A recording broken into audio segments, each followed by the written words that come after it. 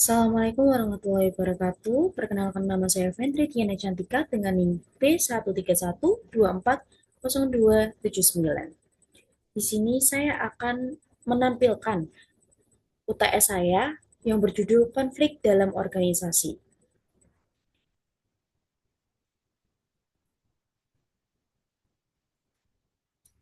Konflik dalam organisasi adalah organisasi yang pertentangan atau perbedaan pendapat yang muncul di antara individu maupun kelompok di dalam suatu organisasi yang dipengaruhi oleh tujuan, kepentingan, atau nilai yang berbeda. Konflik bisa bersifat fungsional, yaitu mendorong inovasi dan perbaikan, atau disfungsional, merusak hubungan dan produktivitas. Pengertian konflik berasal dari kata confilgrate, conflictum, saling benturan, yaitu semua bentuk benturan, tabrakan, ketidaksesuaian, ketidakserasian, pertentangan, perkelahian, obsesi, dan interaksi-interaksi antagonis yang bertentangan. Konflik organisasi, konflik adalah benturan kepentingan, perbedaan tujuan, nilai, atau persepsi antara individu, kelompok, atau bagian dalam organisasi.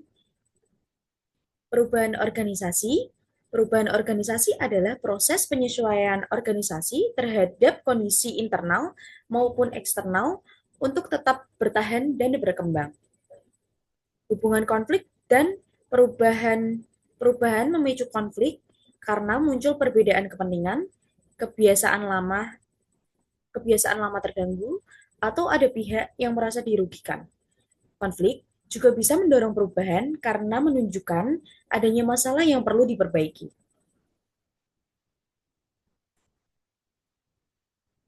Sumber-sumber konflik.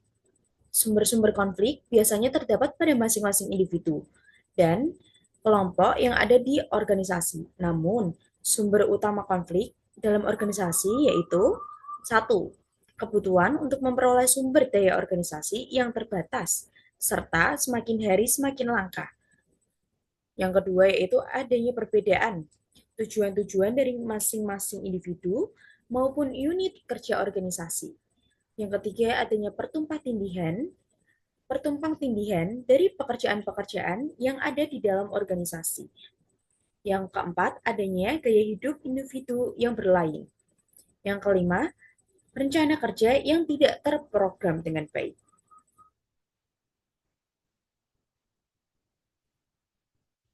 Selanjutnya yaitu ada gaya-gaya pengelolaan konflik. Yaitu yang pertama ada metode penghindaran. Metode penghindaran adalah pendekatan di mana individu atau kelompok menarik diri dari konflik, menunda penyelesaian, atau mengabaikan sama sekali.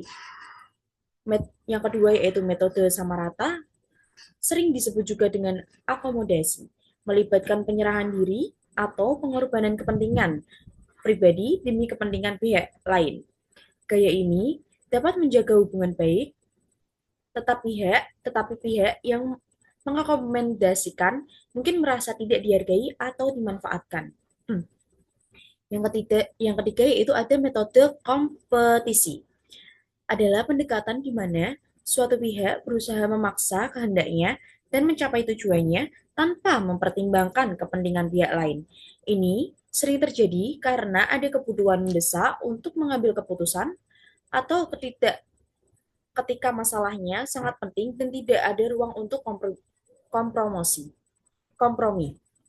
Yang terakhir yaitu ada metode kompromi.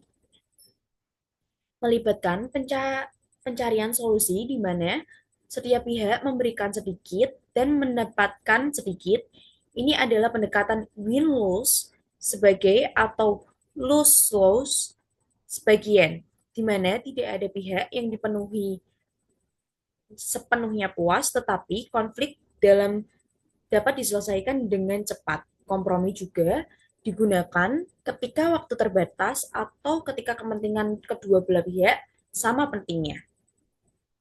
Yang terakhir yaitu ada kolaborasi, juga dikenal sebagai pemecah masalah, adalah pendekatan yang paling konstruktif. Ini melibatkan kerja sama antara sesemua pihak yang terlibat untuk menemukan solusi yang sepenuhnya memuaskan semua kepentingan. Selanjutnya yaitu ada cara mengelola perubahan dalam konflik ke organisasi. Yang pertama ada komunikasi yang terbuka.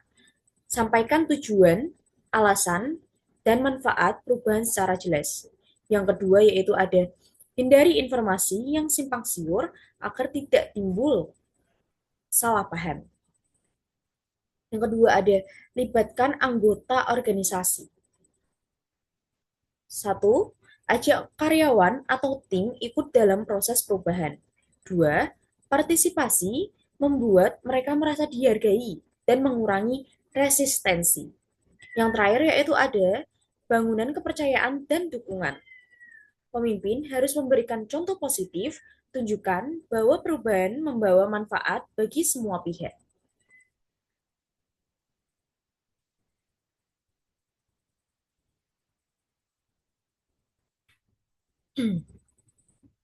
Ada lagi yaitu pendekatan dalam manajemen konflik, yaitu satu, adanya keputusan yang jelas.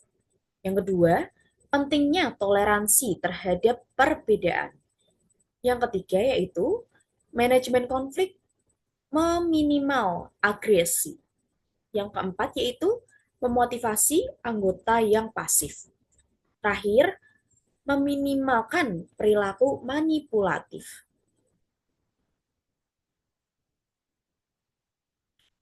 Nah, di sini ada dampak konflik ke organisasi. Dampak konflik ke organisasi. Yang pertama ada dampak positif, yaitu meningkatkan kreativitas dan inovasi. Yang kedua, meningkatkan kerjasama dan pemahaman. Yang kedua yaitu dampak negatif. Satu, menurunkan kinerja dan produktivitas. Dua, waktu dan energi habis untuk bertengkar, bukan pekerja, bukan bekerja. Yang terakhir yaitu dampak netral. Hanya sekedar beda pendapat yang wajar. Yang kedua, tidak mengubah produktivitas secara signifikan.